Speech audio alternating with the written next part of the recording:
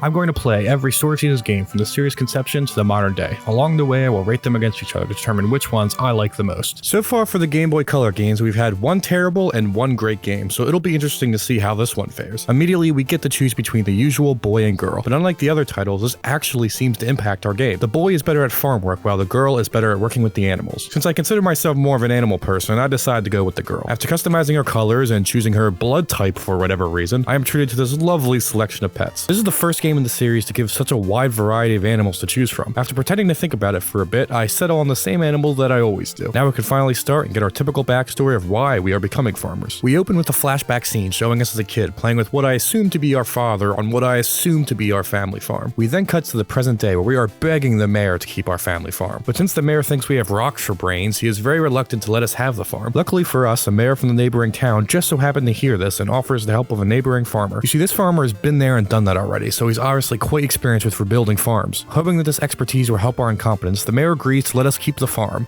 that we presumably spent our entire childhood on. How generous. But hey, having a helping hand isn't exactly a bad thing, so I'll take it. Immediately I notice that the farm is actually quite large. Every animal gets their own barn, including a separate area just for grazing. I actually prefer this over having one large farm area. Now each animal can have their own personalized area to hang out in. This also eliminates the need to balance out space taken up for grazing area versus farming. Now the only limitation is on time, money, and stamina. The farming area also has plenty of room to expand, meaning this game can easily last a lot longer than previous games. Back to the main farm area, I see a sign for a hot spring, but when I enter, all I see is a bunch of dirt. Turns out the game just threw us a shovel and told us to make our own hot spring. Having a hot spring for easy stamina recovery on your farm is also great. Considering the sheer size of the farm, I will probably need to go here a lot. Alright, now that we know where everything is, I think it's finally time to start farming. Oh wait, our friend could just do that. The game now allows farming to be handled by our friend by giving him commands for specific areas. He can pull weeds, till, water, harvest, and plant. Alright, I'll just have him start clearing some land for planting. While he's doing that, we should see what we can do as a rancher. As the girl character in this game, the game gives you 3,000 gold, a cow, fodder, brush, and milk work to start. Considering how cows are usually the second animals you get in this game, this is a great early game boost. While I would consider myself more of a chicken person, I still think this cow is very cute, so it gets a pass. After thoroughly brushing and feeding our new friend, I think it's time to explore outside the farm. I first go to the village to speak to the locals, only to see that they really don't have much to say. They also won't let me into their house, which is honestly just very rude. I spent a little more time exploring the town until I realized that there is literally nothing here. Where exactly am I supposed to buy farming stuff to get started? I eventually find this area south where it looks like I can ride a boat to the city. This is when I discover that the city is where everything is at. Here in the city, we have a shopping mall, the Farmers Union, a movie theater, aquarium, and a morning market. In the shopping mall, there are quite a few people to talk to, but they also don't have anything interesting to say. What is interesting is the sheer variety of things you can buy. There's even a bank. Finally, I can enjoy the thrills of banking at Harvest Moon.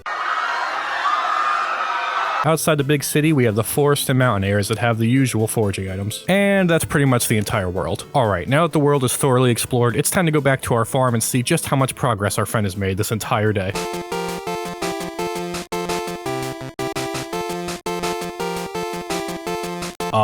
What? I'm sorry, I've been gone for around 6 hours in game and this is all you've done? I've been led to believe you're some kind of pro that came back for one more score and you're telling me this is all you can accomplish in 6 hours? All I see here is some barely pulled weeds and randomly tilled soil. There's no pattern to any of this at all. This is when I learned the hard way that you actually have to improve your partner before they get any actual work done. The two ways you can do this is either by buying them books or becoming better friends with them. Obviously, to keep the game balanced, you can't just have the other farmer immediately do well, but I still find the implication that he's intentionally being lazy since he doesn't like you very much to be very funny. Ooh, so this is the thanks I get for working overtime. Well, I guess this means I actually have to do some farming. Luckily, I already bought some seeds from the city, so I'll get those planted tomorrow. Farming in this game is the same as usual, but this time we finally have an inventory and can carry all of our tools at once. The game adds multiple menus that let you change what you are currently holding. This was a bit clunky to get used to at first, but I think it's a massive upgrade to how the game was played in Harvest Moon 2. Looking here, we see we have the standard tools that we are used to with the addition of the shovel. There doesn't seem to be a way to upgrade our tools though, which is a bit disappointing, but that's fine. The addition of inventory slots also means that running back and forth for each individual crop is thankfully a thing of the past. But wait, where am I supposed to sell all this stuff? I don't see any shipment bins as usual. Turns out we actually have an entire shed to store our products. To sell them, we have to arrange a pickup with the Farmers Union, which is pretty much a go-to for anything farming related. Time management is very important though, since the Farmers Union only picks up at specific times, and our crops will go bad if we don't sell them quickly. While I initially found this quite annoying, I eventually got used to it. Overall, this game does a great job keeping the fun aspects of farming while adding just enough to feel fresh. Man, all this farming by myself is getting kind of lonely though, which is just a fantastic segue segue into the dating and friendship mechanics of this game. Oh, brother, this guy stinks! But unfortunately, there really isn't all that much to talk about. The friendship mechanics are pretty much exactly the same as Harvest Moon 2. You give people gifts until they like you enough to give you new dialogue. What this game does finally add is marriage to your one and only option, the other farmer. Sure, that's only one option, but it's better than nothing, I guess. I believe that family building is a core part of what sets Harvest Moon games apart from regular farming games, so finally including it in the Game Boy line of games is great to see. I wouldn't say it's the most in-depth or interesting mechanic, but every little bit counts. But how do you win their heart? Bribery, of course. Just like people in the village, your farming friend is a sucker for handouts and mild conversation. Rinse and repeat until they are practically begging you to marry them. Alright, true love acquired. Time to begin my new life and build a family.